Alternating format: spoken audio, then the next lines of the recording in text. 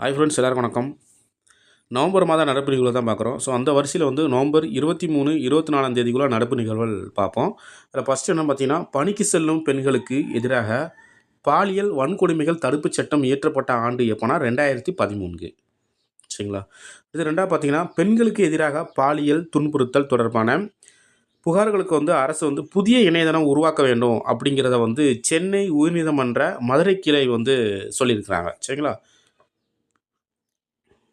அடுத்தது 3வது என்ன பார்த்தீங்கன்னா, சென்னை ரிப்பன் மாளிகையில் வரலாற்று நிர்வாக முக்கியத்துவத்தை விளக்கும் ஒரு மரபு நடைப்பயணம் தொடங்கப்பட்டிருக்கு. சரிங்களா? மரபு நடைப்பயணம் எங்கே தொடங்கப்பட்டுச்சுன்னா, ரிப்பன், அதாவது சென்னையில் உள்ள ரிப்பன் மாளிகையில் தொடங்கப்பட்டது.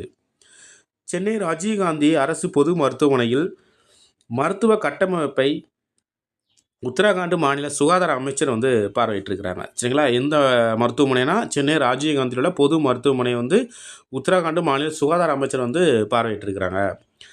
அடுத்தது பார்த்தீங்கன்னா, 5வது விவசாயிகள் பாதிப்பு குறித்து உச்சநீதிமன்ற உயர்நிலை குழு செப்டம்பர் 2 அமைக்கப்பட்டது. சரிங்களா? உயர்நிலை குழு எப்போ அமைக்கப்பட்டதுன்னா செப்டம்பர் 2 அமைச்சிருக்கிறாங்க. ஸோ இதில் என்ன சொல்லியிருக்காங்கன்னு பார்த்தீங்கன்னா, அதாவது பஞ்சாபில் 3 பல்கலைக்கழகம் சார்பில் கள ஆய்வுகள் 2000, 2015 வரை ஒரு 15 ஆண்டில் மொத்தம் 16,686 விவசாயிகள் தற்கொலை செய்து கொண்டிருக்கிறாங்க. ஸோ அதுக்கு முக்கிய காரணம் எதுவும் பார்த்தீங்கன்னா, அதிக கடன் சுமை தான் அதுக்கு ரொம்ப முக்கிய காரணம் அப்படின்னு இந்த உயர்நிலை குழு சொல்லியிருக்கிறாங்க. சரிங்களா? அடுத்தது, தமிழக முதல் பெண் முதலமைச்சர் யார் அப்படின்னு பார்த்தீங்கன்னா ஜானகி. ஸோ அந்த ஜானகி அவர்களுக்கு தான் இப்போ ரீசெண்டாக நூற்றாண்டு விழா கொண்டாடப்பட்டிருந்தது. அடுத்தது பார்த்தீங்கன்னா, ஊட்டச்சத்தை உறுதி செய்யும் திட்டம் எப்போது கொண்டு வரப்பட்டதுன்னா 2021 கொண்டு வந்திருக்கிறாங்க. அதே மாதிரி சர்வதேச சோலார் கூட்டணியின் தலைவர் யாருன்னா இந்தியா. சரிங்களா? சர்வதேச சோலார் கூட்டணியோட தலைவர் யாருன்னா இந்தியா. நல்லா ஞாபகம் வச்சுக்கோங்க.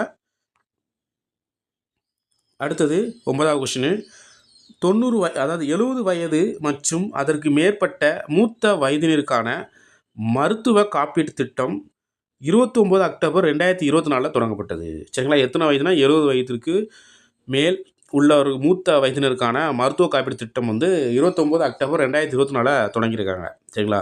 அடுத்து பார்த்தீங்கன்னா, ரிப்பன் மாளிகை எந்த ஆண்டு கட்டப்பட்டதுன்னா 1913. சரிங்களா? எப்போ கட்டப்பட்டதுன்னா 1913.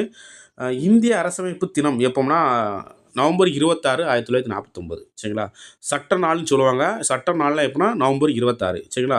1946 தான் இந்திய அரசியலமைப்பின் நிர்ணய சபை, அதாவது இந்திய அரசியலமைப்பு நிர்ணய சபை உருவாக்கப்பட்டிருக்கு. ஸோ அவங்க தான் இந்த அரசியலமைப்பு புத்தகத்தை நவம்பர் 26 ஏற்றுக்கொள்ளப்பட்ட நாளை தான் சட்ட நாளாக இப்போ வரைக்கும் நம்ம கொண்டாடிருக்கிறோம்.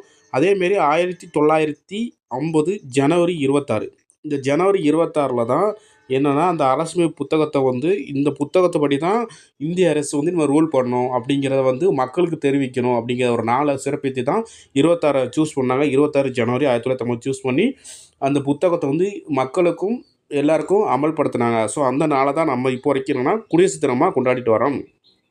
அது ஏன் ஜனவரி 26 ஃபிக்ஸ் பண்ணாங்க அப்படி பார்த்தீங்கன்னா, என்னென்னு பார்த்தீங்கன்னா, 1929 ஒரு லாகூர் மாநாடு நடைபெற்றது.